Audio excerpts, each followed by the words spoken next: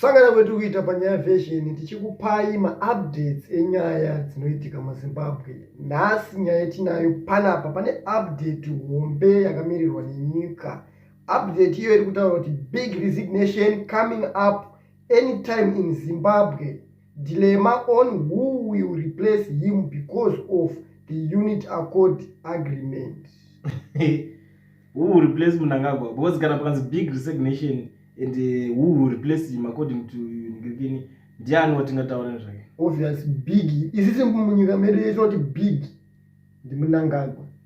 Ndiari big. Ndiye anonzi ari big muZimbabwe. Hapana munhu anonzi anokurira Mnangagwa. Because Mnangagwa papolitics dzemuZimbabwe tinotori nebelief yekuti ani president ndiye anenge achinzi ndiye mukuru wezvese. Saka ndosaka patonzi big. Gorere vacharangidza I can't wait. Atimboisa maoko. Isusu tinakomana veaction kanga tatoya.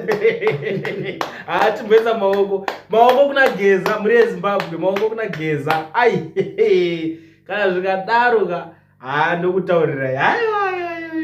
Signal inenge yakasvika zveshuwa. Kana zvikadakara chiri icho chokwadi kana ariyo mafungiro atiri kuzviita. But unoona problem yenyaya dzichinoitika ndekuti manje ka sometimes nyaya inotaurwa nemadimikira inonetsa kunzwisisa.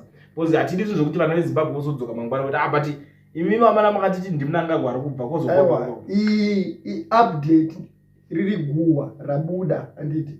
Ndosakataura kuti yanzi big apa isisi tato. Saka trap word big tikatoisa para Mnangagwa because ndiye anotonzi ndiye mukuru wezvese munyika. Saka apa tete takamirira kuona kuti ndiani but isusu pakuziva kwetinoita papolitics dzemuZimbabwe president ndiye anonzi ndiye mukuru wezvese munyika. Saka ndiye atori big kudarika vamwe vese. Hapana munhu akakura kumudarika. But ichaiva breaking news.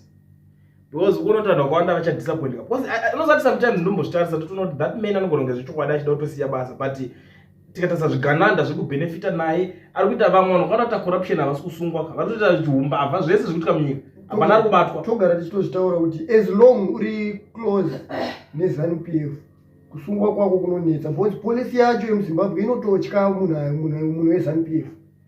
Inoti kungoona munhu achingozvi uya nechando weZANU-PF inotomutya. They are unprofessional. Chindoona pamwe polisi yaya yakabhozi ZANU-PF ichishanda nevanenge ichikuonera zvimwe zvimhuso zvako. Dambudziko rinozobva kune vanenge vakagadzwa kunzi vakuru vepolisi vacho ndovanenge vari mazanu iwayo. Saka ma-ordinary citizens vane vedu vanenge vari ma-police officers ava anotya kuti anyatsozoita basa rake as it is because anozotanga kunopinwa nashefu wake. Ndinooneka kutomudza kuti iwe ndononyanyoziva mutemo straight. Handozvona. Saka haungambokwanisi kuzoenda against shefu wako. Ndoimwe nyaya yandakaona inoitika. Ende asi tinozoona because mapurisa acho futi vanonyanya kutora choko muhomwe. Vakomana vanochitonyoresa vaya. Kune rimwe timu ratosungwa 6 remapurisa rachitonyoresa vanhu madhola. Chipo chasota samazidhola acho akawaridzwa baba. Madhola neane tsvina rakatichikotora madhola. Chibono madhola. Dhola rine tsvina nzi ndichanowachira mberi. Totarisa kuti madhola ese akazara apa. Neane tsvina akaita kuunganidzwa vachitora madhola. Izvo zvibasa rapera. Apa takagara risi basa re. Kutotonyoresa kundoro rangatori basa ravo. Uchatonototi vanhu vaya vanogona kuti ndisoona kuti kazhinji munhu akambenge ari mupurisa kana musoja akasaita gadhi anonoita mbavha. Vamwe vacho vakatosiya basa vanotoswera mutauni vachimhanisana nemavhendi vachibudisa mari. Because vanhu vaya havadzosere maID pavanopiramba basa. Anongodzokera because anenge ari munhu wewo kuti agara anozikanwa mutauni aimbotora mari kune mavhendi achimaachakudze kuti ndakasiya basa anongoramba achiita achidzokera achimbonotora mari. Ndo nyika yedu Zimbabwe. Saona ndosaka paive panozonzi vanhu imbopotai muchivadzemura mapurisa ava kuti unyazoona kuti ndiye chache here mapurisa emuZimbabwe. Kuti uone uchitorespecta mapurisa emuZimbabwe. Ayo it's good to respect them but ivo havarespecte vanhu ndozvoona angu kazhinji like the way vanotiita kana vanhu makombi iwe muri muhondo here chii what kind of nonsense is kana radoka unomona akamira muside meroti haana mari yekuendesa kumba ari kumirira same transport yanga achirova mascreen iyoyo yanga achimhanyisa chipedza petrol munoziva kuti transport yemuZimbabwe tumahonda fit zvimawish zvimaprobox nemakombi hakuna imwe transport muZimbabwe. Ndo transport yemuZimbabwe iyoyo. Ukangoona ungopotsa mota izvozvo hakuna imwe transport. Pamwe unonga kutopinda mota yako mupurisa ntenga mota ndeupi. Anoona mari. Ukaona mupurisa ntenga mota anenge achiita vanonzi mukadzi wake anenge achiita chicross border. So vakadzi vanoita chicross border vemapurisa vava ndo vava vanenge vachinocrossa nemagonyeti. So ende vakomana vemagonyeti hatidi kunyeberana. Vakomana kana muchirichenga vapurisa vanochengetwa nevakadzi aya. So vakomana vanenge vachi Lasington, Lasity, whatever. You know the life, you know how it is, and that's reality. Hatikwanisa kunzvenga reality. Vese mupurisa akunzi ane chakati, ane tuckshop inenge ichiranwa nemukadzi, ari kutengesa mabhero, ari kuhodha mabhero ari kutengeswa nemukadzi. Because iye anoswera akangopfeka zinifomu, pfungwa dzakatofa kudhara. Ende wabva watotifungisa titori neimwe nyaya takambotaura yemapurisa mumashure umo, ikauya komende ichitonzi mukoma mutaura chokwadi, ndiri mukadzi wemupurisa ndotohura bhozi murume wangu haatambiri. Akatonyasotaura chokwadi. Ini akabuda pachena ati mukoma mutaura chokwadi, ndiri mukadzi wemupurisa, murume wangu haana mari anoenda, ini nditori nemari. Ende ndinotohura. Anochengeta mhuri. Ndinochengeta mhuri. Bhozi mari yake haikwanise kuendesa kana vana 2 kuchikoro. Ndozvimwe zvinhu zvinoningina unoziva kuti vanofanira kuweka pavanoweka kuti bora timupurisa at least munhu anofanira kuwekerwa kana kuti at least anenge achichengetawo family of 5 vomuwekerawo zviri nani pasalary pavo pepe. Because kana uchipiwa $100 and something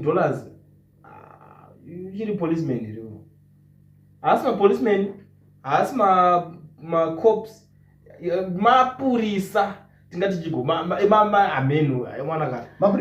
One mapurisa ese kuZimbabwe. Ukatasa kumapurisa ekuZimbabwe kune mapurisa anotoita mari nemapurisa asingeti mari.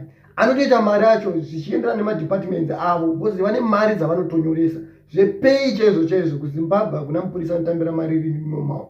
But nemadepartments avo kune rimwe department rekubata iwe waritore mari iri pasi pe$100 kana ratokubata. Saka chimbofunga kuti iwe vanhu vanotora mari inotengera pa$100 nebasa ravo ravanoita, because vakomana vacho vanogona kutorova mota kana kubva kuchinhumwe kuyozotora munhu kuHarare 1 munhu mudzokera vozotanga kukudza kuti iwe kuti tikusiye una mari yefiyo yatashandisa. Apa inenge iri fiyo ndeyehurumende, but vanenge vada kukupinza fiye plus vanenge vatora vakomana vahombe zveshuwa. Kana saka uya kanza ndiye harizaina Mnangagwa vanhu vese vachafara. Ndozvandiri kuona even kana maticha akaregistrwa kusvika vekupedzisira, and those people they don't talk about it, they just ignore as if havana chavari kuona chiri kuitika. Unotozonzwa tsitsi takatoona musi uno panonzi mumwe mupurisa arikunzi akazvipisira mumba. Akamana guys, why basa rakutopinza vanhu mudepression, kuti ari muzvikwereti ari muchinji akutonoti ndikatonzi ndatorarama zvikutonetsa kutoti ngandizvidzime. Ende mapurisa arikuramba achifa, ari kuzviuraya mapurisa akawanda. Hamainoti chii ende zviri kunyanyoitika kumapurisa chete. Mumwe yakatosiya nyora tsamba kati nyika iri kunetsa hanzi handatadza kuchengeta mhuri zvitori nani ndizviurayi. Apa munhu wemutemo aiwa, but patine tichitaura nyaya idzodzo havauye vachitaura nesu, havauye vamwe vacho havatombowinana nguva yekuuya vachiexposa kuti shamari kuri kuitika chakati because kune zvimwe zvinhu zvokuti zvakafumurwa chaizvo zvikataurwa zvinopera. Zvangofanana nenyaya iyi yakafumurwa ye2030 ndiri kunzwa munhu ataura nyaya ye2030 nini kunzwa nyaya ye2030 munotitsamwisa ndinezera nemi. Ukatasa nyaya yemaovheta ipiwa mabhasikoro vakatoudzwa kuti iyo tungwarara anoenda neGD6. ndakati tingwarara maovheti mape mabhasikoro, but make sure kuti bhasikoro rako rinodirwa petro, because maovheti edu hasina simba, vavanhu vakuma over 70 years. Saka munhu akadaro hati expect kuti mabhonzo ake achiri kuchoko chabhasikoro. Saka iwo tungwarara enda nechinhu chinoswa petro. Vakandakana kuti pane vanenge vakufona kwapana mana zvadiko zvinhu zvacho munotituudza kumainbox ka ndotaura kuinbox ndaunoziva ndopengera nditaure neminotaura nevanhu vemene zvimaakaunti zvemune muchitenga zvimanezvanhu zvekuma. Kune mumwe futi uyo ari kuti anga achitotambisa mari yenyika nhasi womunhu uyo anga achipa vanhu mari uyu anopenga uyu anowanzi kilati Owen Muta bebe apa akaita budisa mazizino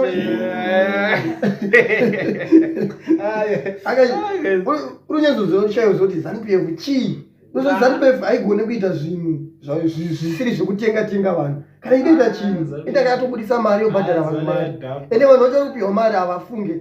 Bozi ndikadaona kuti haufunge urupiwa mari, urungopiwa mari yekudya nguva iyoyo handiti. But kumberuko iye anongorikavha anorikavha kana kuti pa7 years iwe unoipiwa mari 1 day, ende mari iyoyo wapiwa wakwanisa kukavha maproblems ako yese inenge itori shoma, obva wanyarara. Kana wanyarara wakupfigira zvinhu zvisina basa pa7 years dzese dzinouya kumberuko unenge usina kana chinhu. Iye anenge achingotora mari achidzosera marombe vanhu ava vanototi baba vachitova mari ka ngavakupei mabasa.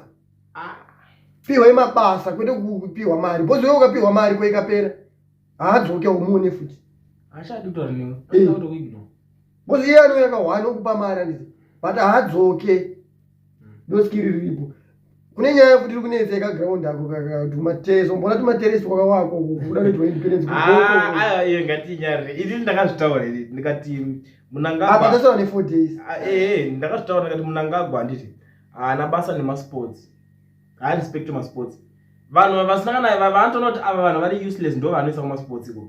You still remember Kest Coventry, former sports minister uyo ako IOC anaona chinhu wani chaakaita musports. In fact paakatopinda bhora raitombotambirwa muZimbabwe but paakatopinda zvakabva zvotowedzera kutoenda zasi. Saka anotora vanhu vanonoti havana kana chavanoziva ndiye vanoisa kusports. Like izvezvo akaisa Sanyato chinhu chaakatoita ari minister of sports tumateresi totwa kutaura toto ndakatouya akati gandigadzire ipapo because iyo mfungwa dzake vanhu vekuti vane chihondo mufungwa. Handitarisiri Sanyato ndikamuona ndikamurespect as a gentleman. You know, we used to respect those guys achiri kuarmy. Everyone anenge ari muarmy tomurespecta but ukangoerekana wakushandiswa nzira dzodzo dzakapusa. You know, Sanyato ndandisina problem naye. Kubva pangoda muZANU-PF chatongosvika madhongane nyanga ndikati iwo unenge uri aniwo iwo uri donkero uchamera nyangawo here ipapo. Ende yakabva yamurumura yakabva yanyatsomuratidza kuti tichatongosvika ari nyanga asi iwo usisipo. Bhozi ZANU-PF haisi iye munhu ari muZANU-PF. Kune vanotobhiliva kuti tisu ZANU-PF yacho vanongokurumura vokudzikisa. Kuchamhanyiwa zvakaomarara ende mamhanyiro acho iwanwanika vanomhanya izvezvi. But chinonetsa havadzidze. Because uona munhu already izvozvi pavanhu vari muZimbabwe vasara iwo unonyatsozoti uyu akaenda kuhondo anodziya musoro, uyu akaenda kuhondo anodziya musoro, uyu akaenda kuhondo anodziya musoro. Vangani vari mupolitics dzemuZimbabwe izvozvi nemaposti acho chimbotaura kuti vangani vaunoziva. Wozotaridza kuti vari kupushwa vacho vari kumhanyisana nekuda kunopinda muzvimaposition zvihombe zvacho pane akaenda kuhondo here pa. Bhozi wese akaenda kuhondo ari kubviswa achinzi unoenda kuhondo akangokura musoro akangotaura kuti aiwa apa ngatideso kwekupedzisira unzwa achinzi handakuenda kuhondo. Asina kuenda kuhondo iyoyo akatanga kutaura zvisina nemusoro. Anenge achitaura history dzekuverenga dzekuita kuudzwa ndiye anenge achinzi uya ari kutaura zvine musoro. Bhozi anenge achisaidhira munhu wani kuZimbabwe. I don't think kuti vachirespect vanhu vakaenda kuhondo.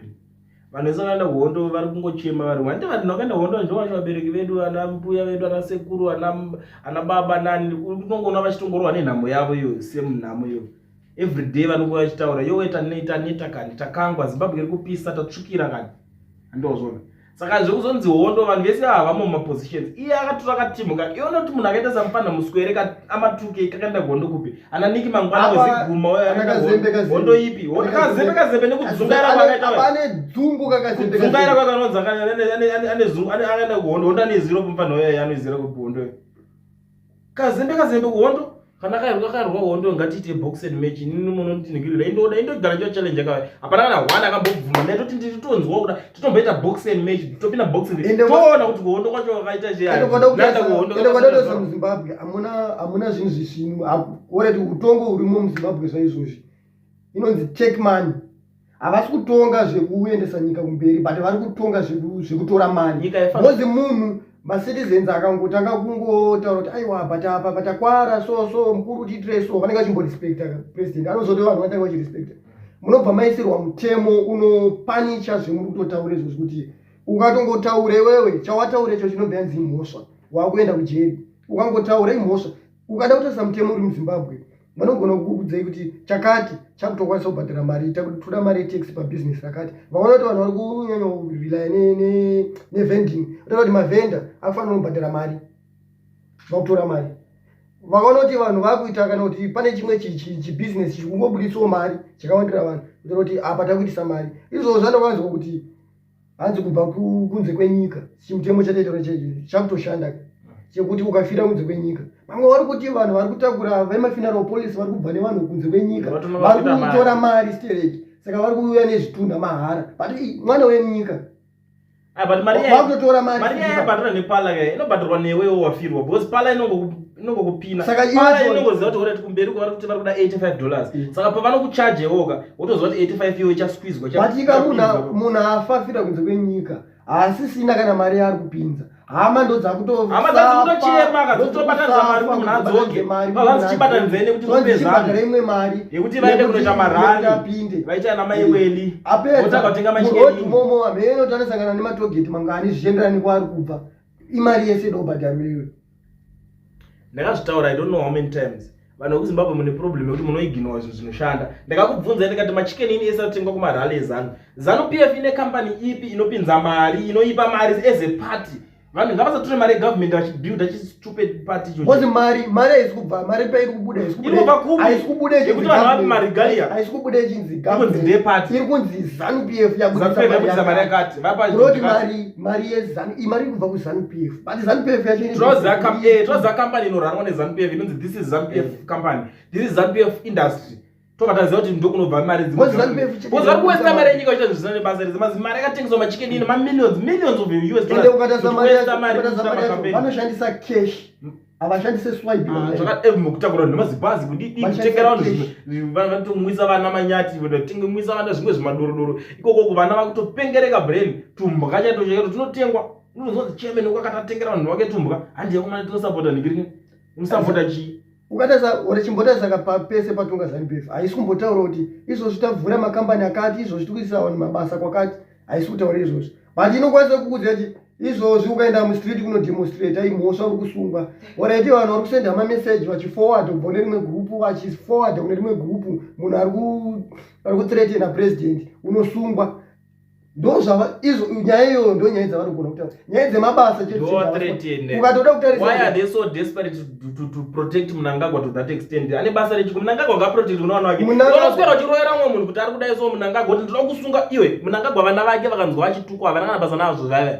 kuti anokwambunza kuti mwana waMnangagwa ari wamunhu murodhumiro vanhu vanganota kuti pasina Mnangagwa pakaitwa marali akawanda emaopposition vachiimba vachita kuti Mnangagwa pane imwe yakatombetwa panozoti madays maelection apera pawaipa is it townhouse pepe vaimba vamwe vachita kuti hanzi Mnangagwa akatsvuka muromo amene zvavaimba vanhu vave vachiimba atiti and ndakaona vamwe mbuya vachikuru vakutonhonga zidhina vakusambra hanzi uri kutungire chi Mnangagwa wangu toda kutema munhu it was like ime mbuya takabvunza mubvunzo kuti tine vamwe vanhu vetinotoziva vekuti tinogona nemazita kuti nhingi nanhingi vakarovera munhu nyaya yaRobert Gabriel Mugabe handiti vamwe vakatorova vanhu kusvika vafa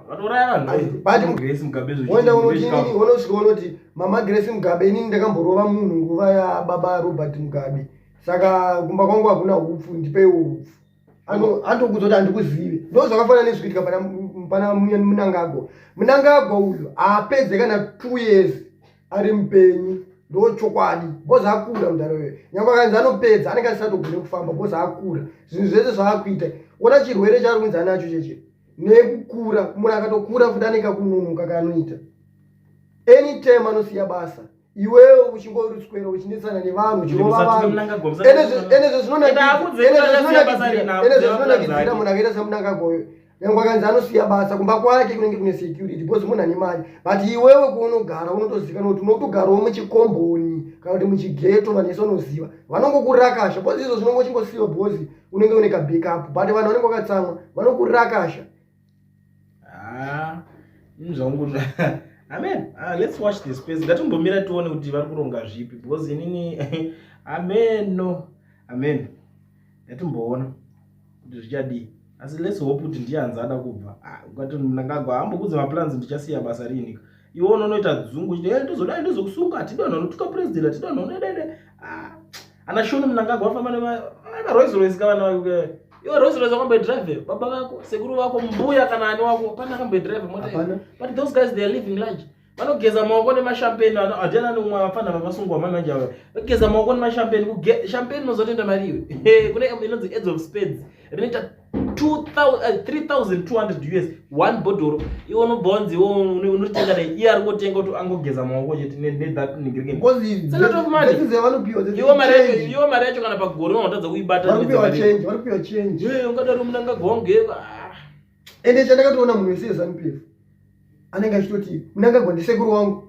Mnangagwa muzukuru wangu munhu wakangotonga ari weZanu PF anenge achitoti ihama yedu ihama yako asi Mnangagwa anenge achitoti ndokuZambia saka tichatongodzinga Mnangagwa wacho tichadzinga nemimese mukuti mongodzokera mese ko ndo zvamuri kuda